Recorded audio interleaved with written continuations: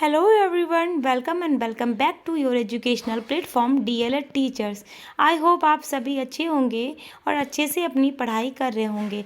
DLED first semester का जो हमारा 5th पेपर है वो सोशल साइंस का है और सोशल साइंस में हम अपना 11th चैप्टर डिस्कस कर रहे हैं, जिसके 2 पार्ट्स को हम ऑलरेडी डिस्कस कर चुके हैं। तो अगर आपने प्रीवियस क्लासेस को नहीं देखा है तो प्रीवियस क्लासेस को देखना मत भूलिएगा। क्लासेस को देखने के लिए आपको क्या करना है, आपको चैनल पर विजिट करना है, प्लेलिस्ट के ऑप्शन पर क्लिक करना है और जब प्लेलिस्ट के ऑप्शन पर आप क्लिक करेंगे तो वहाँ पर आपको ऑल सब्जेक्ट की प्लेलिस्ट बनी हुई दिखेगी। आपको जिस भी सब्जेक्ट की क्लासेस लेनी है उस सब्जेक्ट पर क्लिक करें। चैप्टर वाइज आपको सभी notes free of cost provide करवाए गए हैं। तो फटाफट से क्या करना है, क्लासेस लेना स्टार्ट कीजिए, रिवीजन करना स्टार्ट कीजिए, क्योंकि एग्जाम्स में बहुत ही कम टाइम बचा है। सीरियस हो जाइए। तो चलिए, आज की क्लास में हम पढ़ने वाले हैं चैप्टर 11 के 3rd पार्ट को, जिसमें हम पढ़ेंगे पृथ्वी के परिमंडल। ठीक है, पृथ्वी के परिमंडल पढ़ेंगे। तो चलिए, टाइम को वेस्ट किए बिना स्टार्ट करते हैं हमारी आज की क्लास को। देखते हैं पृथ्वी के परिमंडल क्या हैं। चलिएगा, पृथ्वी को 4 प्रमुख परिमंडल में बांटा गया है। कितने? 4 प्रमुख परिमंडल में बांटा गया है। कितने स्फीयर्स में बांटा गया है पृथ्वी को? कितने स्फीयर्स में बांटा गया है? अर्थ स्फीयर्स जो हैं पृथ्वी पर 4 प्रमुख परिमंडल हैं। कितने? 4 प्रमुख परिमंडल हैं पृथ्वी पर। पृथ्वी को 4 प्रमुख परिमंडल में बांटा गया है। ठीक है, क्या है? पृथ्वी के परिमंडल, अर्थ स्फीयर्स। ठीक है, पृथ्वी को 4 प्रमुख परिमंडल में बांटा गया है। ठीक है, पहला क्या है? स्थल मंडल यानी कि लिथोस्फीयर। दूसरा है जलमंडल, हाइड्रोस्फीयर। वायुमंडल, एटमॉस्फेयर। ठीक है, जैवमंडल, बायोस्फीयर। ठीक है, क्या है? स्थलमंडल, जलमंडल, वायुमंडल और जैवमंडल।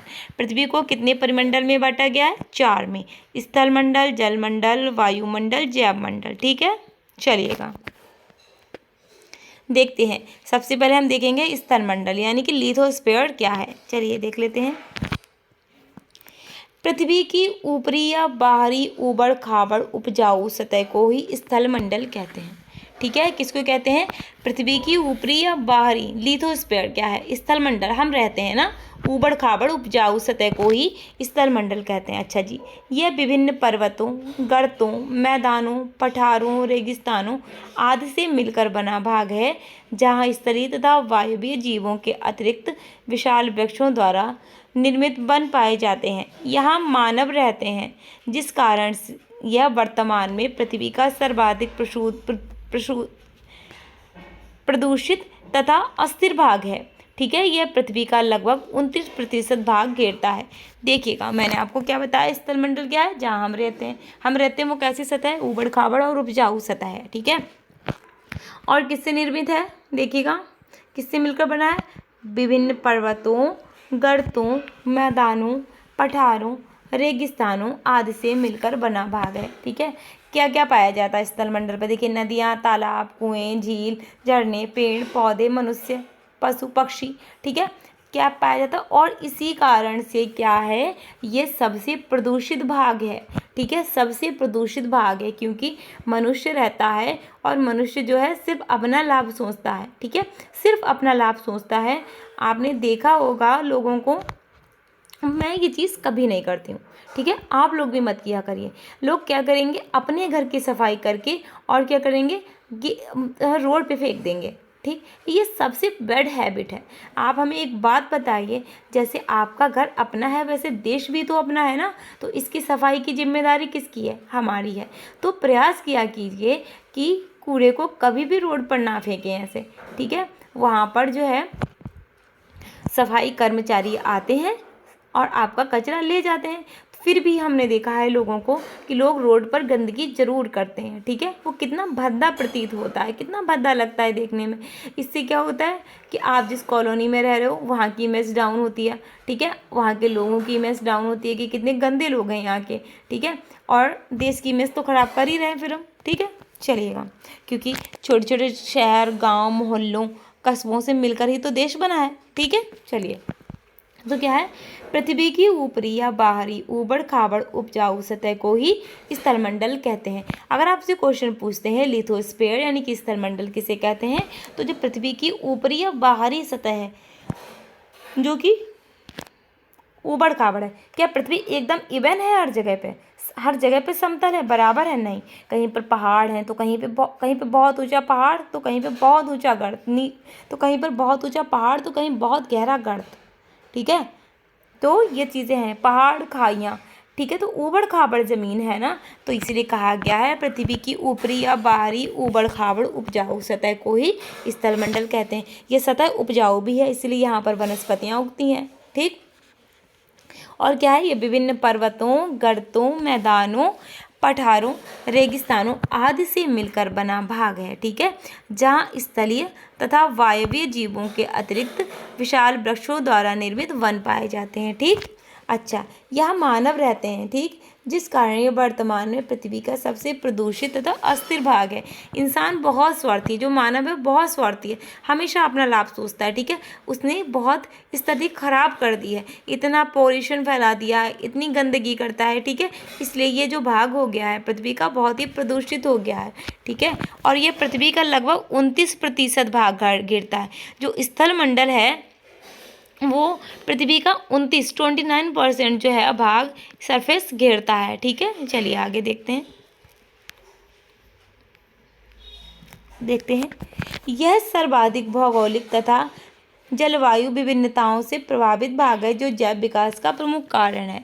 ठीक है, कैसा है, यहाँ पर भौगोलिक और जलवायु की विभिन्नताएं पाई जाती हैं। ठीक है, कभी सर्दी है, कभी गर्मी है, कभी बारिश है, कभी कुछ मौसम है। ठीक है, तो इसलिए ये क्या है, ये जैव विकास का प्रमुख कारण है। ठीक है, क्या, ये मौसम। ठीक है, भौगोलिक और जलवायु विभिन्नताएं जो हैं, भौगोलिक विभिन्नताएं और जलवायु की जो विभिन्नताएं हैं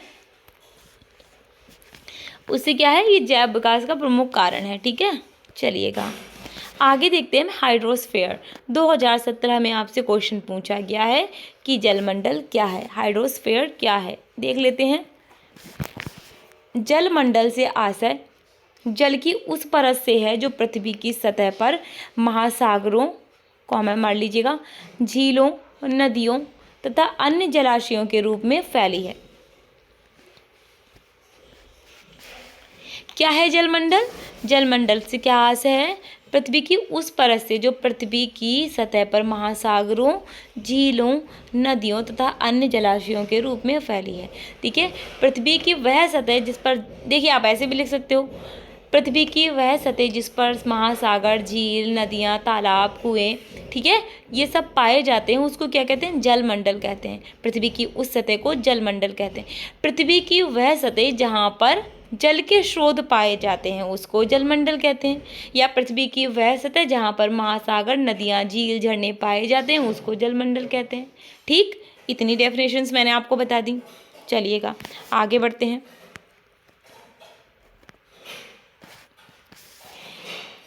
यह मंडल पृथ्वी की सतह के कुल क्षेत्रफल का लगभग 71% भाग है।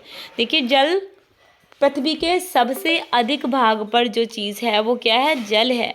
ठीक है, बस 29% पर हम लोग रह रहे हैं और 71% में क्या है, वाटर है, जल है। ठीक है, तो क्या है, यह मंडल पृथ्वी की सतह के कुल क्षेत्रफल का लगभग 71% हिस्सा है। कितना, 71% हिस्सा है, 71% हिस्सा है। ठीक है, अच्छा, तथा 29% भाग स्थल है। मैंने आपको बताया था 71% पर क्या है, वाटर है, 29% पर स्थल है। ठीक है, चलिएगा, पृथ्वी के 71% भाग पर जल होने के कारण इसे जलीय ग्रह भी कहते हैं। क्या कहते हैं, जलीय ग्रह कहते हैं, क्योंकि इसके 79% भाग पर जो है वाटर है, इसलिए इसको जलीय ग्रह भी कहते हैं। अच्छा, महासागर का जल गतिशील होता है, इसलिए इसमें ज्वार भाटा, लहरें और धाराएं चलती रहती हैं। महासागर का जल जो है गतिशील होता है, बहता रहता है। ठीक है, इसलिए क्या है, इसमें ज्वार भाटा आता है। ठीक है, चंद्रमा के गुरुत्वाकर्षण के कारण लहरें और धाराएं चलती रहती हैं। ठीक, अच्छा, पृथ्वी पर जल की मात्रा अधिक है, इसलिए अंतरिक्ष से देखने पर पानी का नीला रंग ही सबसे अधिक दिखाई देता है। इस कारण पृथ्वी को नीला ग्रह भी कहते हैं। ये भी ध्यान रखिएगा। पृथ्वी पर जो वाटर है वो 79% पर है। पृथ्वी के अर्थ के 71% सरफेस पर वाटर है, यानी कि पृथ्वी की 71% सतह पर पानी है। जब हम अंतरिक्ष से देखते हैं, ठीक है, तो हमें जल के कारण पृथ्वी नीली दिखाई देती है। जल की अधिकता के कारण पृथ्वी नीली दिखाई देती है, तो इसी कारण पृथ्वी को नीला ग्रह भी कहते हैं। ठीक है, और क्या, महासागरों का जल खारा होता है। ठीक, ये ध्यान रखिएगा।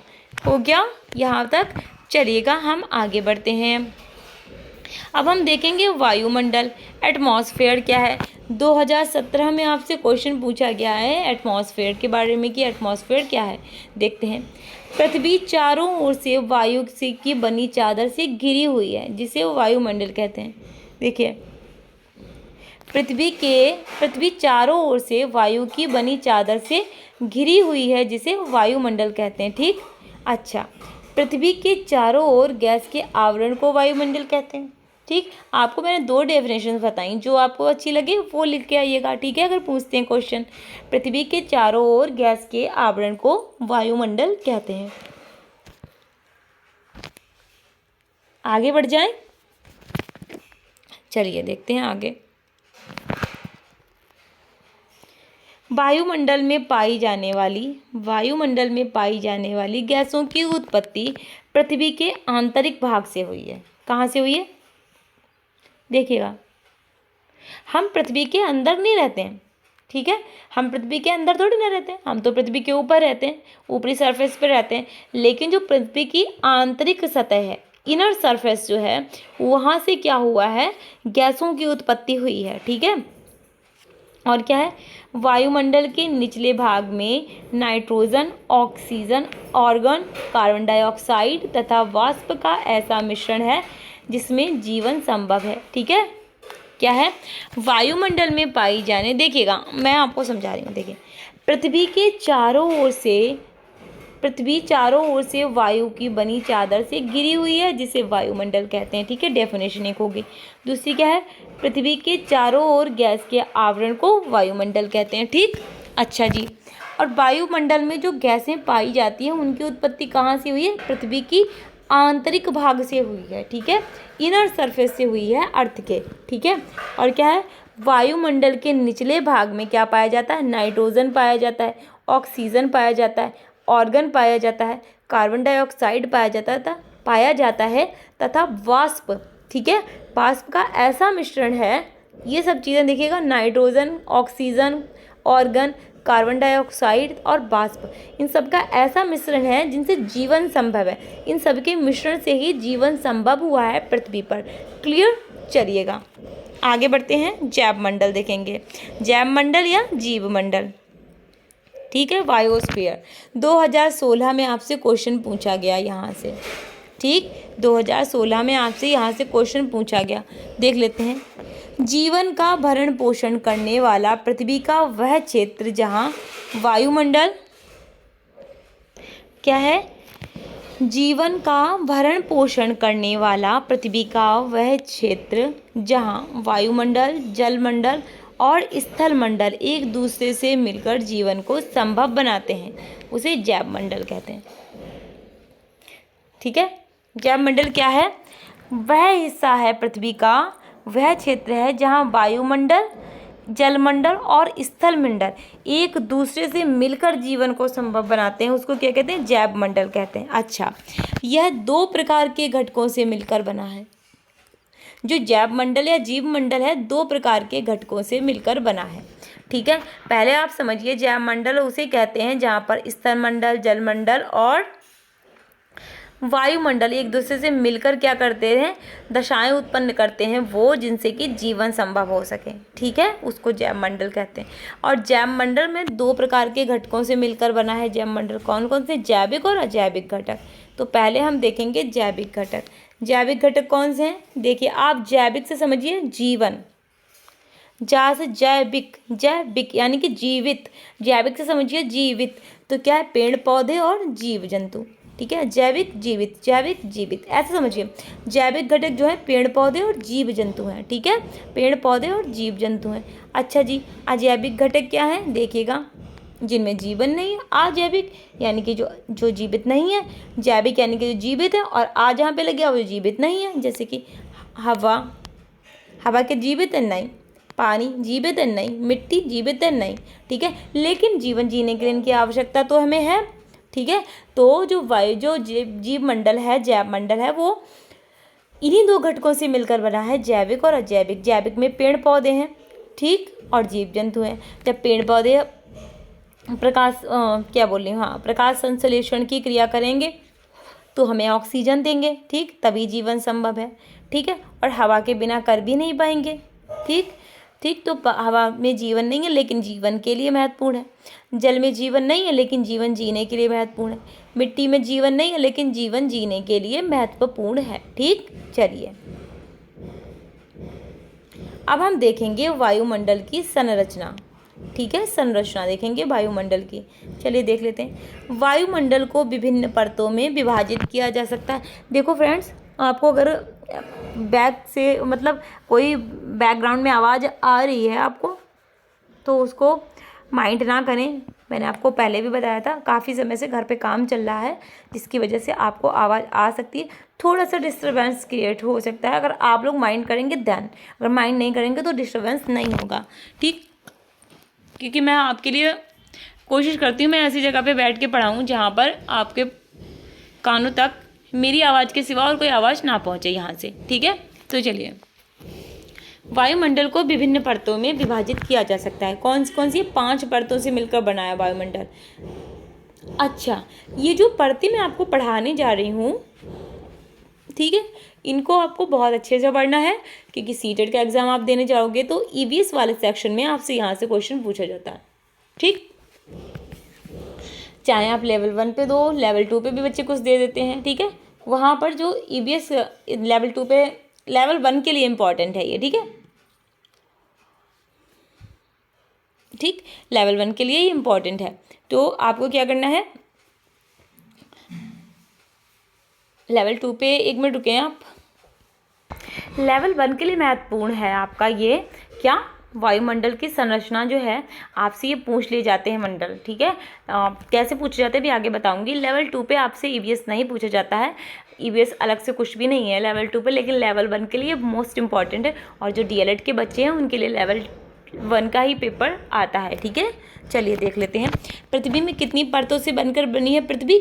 5 परतों से मिलकर बनी है। देखिए, क्षोभमंडल, ठीक है, ट्रोपोस्फियर, समतापमंडल, स्ट्रेटोस्फियर, मध्यमंडल, मीजोस्फियर, आयनमंडल, आयनोस्फियर, और वायुमंडल, एक्सोस्फियर, ठीक है, एक्सोस्फियर, ठीक है।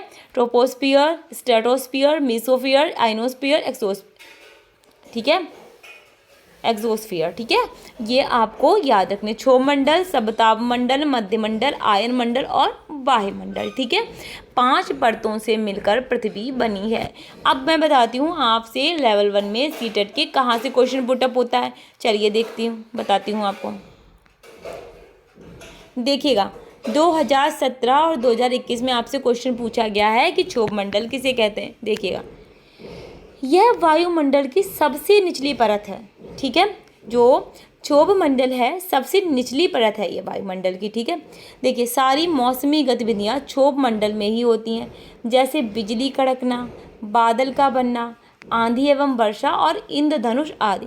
चलिएगा, अब मैं बताती हूँ कि आपसे क्या पूछा जाता है। अब सीटेट में आपसे क्वेश्चन पूछते हैं तो पता क्या पूछते हैं, मौसम संबंधी घटनाएं पृथ्वी की कौन सी परत में होती हैं, ठीक। आपने पढ़ा होगा डीपली, यहाँ पर आप खट से मान दोगे आंसर, ठीक है। तो क्वेश्चन आपसे पूछेंगे कि मौसम संबंधी घटनाएं पृथ्वी की कौन सी परत में होती हैं, ओजोन परत किस परत में पाई जाती है, ठीक है, ओजोन परत कौन से मंडल में पाई जाती है। तो ये चीज़ें आपको याद रखनी, यही क्वेश्चन आपसे पूछेंगे। तो क्षोभमंडल क्या है, यह वायुमंडल की सबसे निचली परत है। सारी मौसमी गतिविधियाँ क्षोभमंडल में ही होती हैं, जैसे कि क्या, बिजली कड़कना, बादल बनना, आंधी और वर्षा होना और इंद्रधनुष होना बनना, ठीक है। ये सब क्या है, क्षोभमंडल में घटनाएं घटित होती हैं, ठीक। चलिए आगे देखते हैं। आगे हम देखेंगे समताप मंडल। क्या देखेंगे? समताप मंडल, स्ट्रेटोस्फेयर। समताप मंडल का तापमान लगभग समान रहता है। देखिए समताप, आपको यहीं से समझना चाहिए। समताप यानी कि समान ताप, समताप यानी कि समान ताप, तो इसलिए क्या कहा गया है? समताप से ही समझ में आएगा, तापमान समान रहता है। तापमान, समताप मंडल का तापमान लगभग समान रहता है। तापमान समान रहने व मौसमी गतिविधियों से मुक्त होने के कारण वायुयान समताप मंडल में ही उड़ाए जाते हैं। अच्छा जी, अब आपसे क्वेश्चन पूछ लेंगे वायुमंडल कहाँ पे मैं क्या बोल रही हूँ, हाँ, वायुमंडल के कौन से मंडल में, पृथ्वी के कौन से परत में, पृथ्वी के कौन से मंडल में वायुमंडल उड़ाए जाते? Sorry wait a minute. हाँ, आपसे क्वेश्चन पूछेंगे कि वायुयान उड़ाने के लिए कौन सा जो है मंडल जो है उपयुक्त है। आपसे क्वेश्चन ऐसे पूछेंगे, ठीक है, कि वायुयान उड़ाने के लिए कौन सा मंडल जो है उपयुक्त है। तो आपको बताना है कि वायुमंडल उड़ाने के लिए उपयुक्त दशाएं जो हैं वो समताप मंडल में पाई जाती हैं। ठीक है, उपयुक्त दशाएं किस मंडल में पाई जाती हैं? तो समताप मंडल में पाई जाती हैं वायुयान उड़ाने के लिए। ठीक है, अच्छा, कभी कभी ऐसा हो जाता है बोलना कुछ और चाह रहे होते हैं और मुंह से निकल कुछ और रहा होता है। ठीक है, अच्छा, ओजोन परत कहाँ पाई जाती है वो भी आपको याद रखना है कि ओजोन परत भी समताप मंडल में ही स्थित है। ठीक, चलिएगा। अच्छा जी, क्वेश्चन एक नोट देख लेते हैं। ओजोन परत की मोटाई नापने के लिए डॉप्सन इकाई का प्रयोग किया जाता है। ठीक, ओजोन परत की जो मोटाई है उसको नापने के लिए क्या करते हैं? डॉप्सन इकाई का प्रयोग करते हैं। ठीक, चलिए आगे देखते हैं। मध्यमंडल, मीजोस्फीयर देख लेते हैं। यह वायुमंडल की तीसरी परत है। ठीक है, वायुमंडल की तीसरी परत है तथा वायुमंडल के बीच में स्थित है। मैं पृथ्वी बोली हुई थी, देर से माइंड मत करिएगा, मैं बोलना कुछ और चाह रही हूँ, निकल कुछ और रहा है। कभी कभी ऐसा हो जाता है, मेरी थोड़ी तबीयत ठीक नहीं है, इस वजह से शायद ही हो रहा है। तो अगर आपसे पूछते हैं कि वायुमंडल की जो तीसरी परत है वो कौन सी है, तो आपको बताना है मध्यमंडल। वायुमंडल की तीसरी परत जो है वो है मध्यमंडल। ठीक है, और ये वायुमंडल के बीचों बीच में स्थित है। ठीक, याद रखना है क्या है? यह वायुमंडल की तीसरी परत है तथा वायुमंडल के बीच में स्थित है। ठीक, कौन सी? मध्यमंडल। अच्छा, अब देखते हैं आगे। अंतरिक्ष में आने वाले उल्कापिंड मध्यमंडल में आकर ही जलकर समाप्त हो जाते हैं। अच्छा, अब आपसे पूछेंगे कि उल्कापिंड कहाँ पर जल जाते हैं। ठीक, तो आपको बताना है कि मध्यमंडल में। वायुमंडल के किस परत में उल्कापिंड जल जाते हैं? तो मध्यमंडल में। ध्यान रखना है, आपसे यही क्वेश्चन पुटअप होते हैं सीटेट में। ठीक है, अच्छा, अब हम देखते हैं आयन मंडल, आयनोस्फीयर। ठीक है, अच्छा, वायुमंडल की यही परत रेडियो तरंगों को परावर्तित करती है। कौन सी? आयन मंडल जो है वो रेडियो तरंगों को परावर्तित करती हैं। उपग्रह संचार इसी मंडल में स्थापित किए जाते हैं। क्या? उपग्रह संचार इसी मंडल में स्थापित किए जाते हैं। क्वेश्चन पूछेंगे उपग्रह संचार किस मंडल में स्थापित किए जाते हैं? तो आयन मंडल में। रेडियो तरंगे किस मंडल में परावर्तित होती हैं? तो आयन मंडल में, आयनोस्फीयर में। ठीक है, इस तरीके के क्वेश्चन आपसे पूछे जाएंगे। अब हम देखेंगे बाह्यमंडल, एक्सोस्फीयर। ठीक है, देख लेते हैं। यह वायुमंडल की सबसे ऊपरी परत है। कौन सी? वायुमंडल जो है सबसे ऊपरी परत है। वायुमंडल में हाइड्रोजन तथा हीलियम गैसों की अधिकता पाई जाती है। देखिएगा, जो वायुमंडल है ये सबसे ऊपरी परत है किसकी? वायुमंडल की। ठीक है, और यहाँ पर हाइड्रोजन और हीलियम गैस अधिक मात्रा में पाई जाती हैं। ठीक, क्या है? हाइड्रोजन और हीलियम गैस अधिक मात्रा में पाई जाती हैं। तो हमने क्या देख लिया? हमने वायुमंडल की जो परतें हैं 5 वो देख ली। ठीक है, अब हम बढ़ेंगे आगे। अब हम बढ़ेंगे पृथ्वी की आंतरिक संरचना पर। देख लेते हैं। पृथ्वी की आंतरिक संरचना को मुख्य रूप से 3 परतों में विभाजित किया गया है। देखिए, पृथ्वी जो है 3 परतों से मिलकर बनी है। ठीक, जो पृथ्वी की आंतरिक संरचना है वो 3 परतों से मिलकर बनी है। कौन सी? क्रस्ट, मेंटल और कोर। Crust, mental, core. चलिए देखते हैं। क्रस्ट को क्या बोलते हैं? भूपर्पटी। क्या बोलते हैं? भूपर्पटी। बहुत से बच्चों को प्रॉब्लम होती है हिंदी में, तो मैं इंग्लिश में भी लिखवा देती हूँ। ठीक है, भूपर्पटी, क्रस्ट। यह पृथ्वी की सबसे ऊपरी भाग की परत है। ठीक है। जो सबसे ऊपरी भाग की परत है पृथ्वी की वो कौन सी, क्रस्ट है, यानी कि भूपर्पटी है। अच्छा, भूपर्पटी का निर्माण सिलिका और एल्युमिनियम से मिलकर हुआ है, इसलिए इस परत को सियाल कहा जाता है। ठीक है, सिलिका और एल्युमिनियम, सियाल, सियाल, सियाल, ठीक है, ऐसे याद रखिएगा।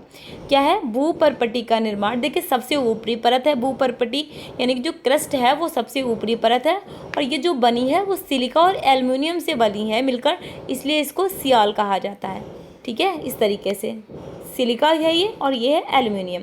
तो सिलिका को हम कैसे लिखते हैं, एसआई से लिखते हैं, एल्युमिनियम को एल से डिनोट करते हैं, सिलिका को एसआई से डिनोट करते हैं और एल्युमिनियम को एल से डिनोट करते हैं। तो एसआई प्लस एल यानी कि सियाल। यहाँ आपको इसको कंबाइंड रूप से पढ़ोगे तो क्या हो जाएगा, सियाल।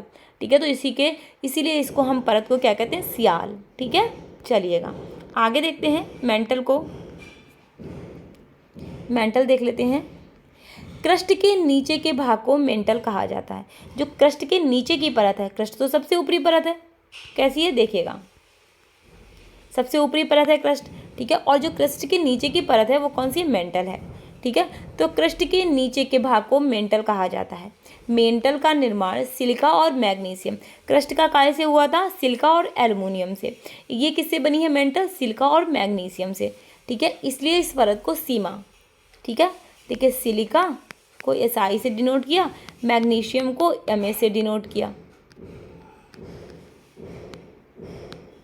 मैग्नीशियम को एमए से डिनोट किया। अब इसके कंबाइंड रूप को आप पढ़िए, क्या लिखा है, ये सीमा लिखा है, सीमा, तो इसलिए इसको क्या कहते हैं, सियाल, सीमा, निफे। ठीक है, देखिए क्रस्ट के नीचे के भाग को मेंटल कहा जाता है और मेंटल का निर्माण सिलिका और मैग्नीशियम से हुआ है, इसलिए इस परत को सीमा कहा जाता है। ठीक, सियाल, सीमा। ठीक है, अब ये देखिए निफे आ गई, मैंने अभी आपको बताया था। कोर देख लेते हैं। अच्छा जी, यह पृथ्वी का सबसे भीतरी भाग है, यानी कि सबसे नीचे की जो परत है पृथ्वी की वो कौन सी है, कोर। ठीक है, तो यह क्या है, यह पृथ्वी का सबसे भीतरी भाग है। इसका निर्माण मुख्य रूप से निकिल और लोहे से हुआ है। इसका निर्माण किससे हुआ है, कोर का, निकिल और लोहे से। ठीक है, निकिल और लोहे से, तो क्या हो जाएगा, निफे। निकिल को हम किससे डिनोट करते हैं, एनआई से, और जो लोहा है उसको एफई से डिनोट करते हैं। ठीक है, तो इसलिए हो जाएगा निफे। ठीक है, क्या हो जाएगा, निफे। तो सियाल, सीमा, निफे, आपको याद रखना है, क्रस्ट, मेंटल, कोर, सियाल, सीमा, निफे। सियाल यानी कि क्या है, सियाल बताइएगा, सीमा क्या है बताइएगा। ठीक है, अभी मैंने आपको बताया। अच्छा जी, देखिएगा यहाँ पर हमारा सारा चैप्टर भी कंप्लीट हो चुका है। देखिए हमारी पृथ्वी जो है 3 परतों से बनकर बनी है, कौन सी, क्रस्ट, मेंटल और कोर। जो क्रस्ट है भूपर्पटी वो किससे बनी है, सियाल से, यानी कि सिलिका और एल्युमिनियम से। जब हम सिलिका को डिनोट करते हैं तो एसआई से करते हैं, ठीक है, एल्युमिनियम को करते हैं एल से, तो ये हो जाएगा सियाल और सीमा। ठीक है, क्रस्ट और मेंटल किससे बनी है, सीमा से। ठीक है, और ये क्या हो जाएगी, देखिएगा मेंटल किससे बनी है, सिलिका और मैग्नीशियम से। ठीक है, तो इसलिए इसको क्या कह देते हैं, हम सीमा कह देते हैं। क्या कहते हैं, सीमा कहते हैं। ठीक, और इसके बाद जो कोर है वो निफे, यानी कि लोहे और निकिल से मिलकर बनी है, तो इसलिए जब निकिल को डिनोट करते हैं तो एनआई से करते हैं और लोहे को एफई से करते हैं। ठीक है, क्या करते हैं, हम निकिल को करते हैं एनआई से और लोहा जो आयरन उसको करते हैं एफई से डिनोट करते हैं, तो ये निफे हो जाता है। तो याद रखना है, सियाल, सीमा, निफे। क्रस्ट को करते हैं सियाल, यानी कि सिलिका और एल्युमिनियम से बनी है, तो इसलिए सियाल हो जाएगी। मेंटल किससे बनी है, सियाल, सीमा, सिलिका और मैग्नीशियम से। देखिएगा आपको ऐसे याद रखना है, नंबर 1 सियाल यानी कि सिलिका और एल्युमिनियम, यानी कि क्रस्ट हो गया ये। ठीक है, राइटिंग ऐसी आएगी क्योंकि इतनी सुविधाएं नहीं है कि राइटिंग बहुत अच्छी आ पाए इस पर। ठीक है, मैं हाथ से लिखती हूँ इसलिए राइटिंग ख़राब आती है। नंबर 2 पे आया क्रस्ट, मेंटल हो गई। मेंटल किससे बनी है, सीमा से बनी है, यानी कि सिलिका और मैग्नीशियम से। ठीक है, और जो हमारी 3rd है वो है निफे।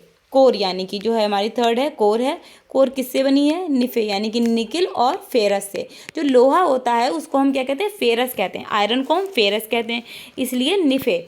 देखिए पढ़िएगा या ना या फिर निफे हो जाएगा, तो इसलिए इसको निकिल और लोहा, इसलिए इसको निफे कहते हैं। ठीक, आई होप समझ में आया होगा। और यहीं पर क्या है देख लेते हैं एक बार। यहीं पर क्या है, हमारा जो 11th चैप्टर है सोशल में कंप्लीट हो गया।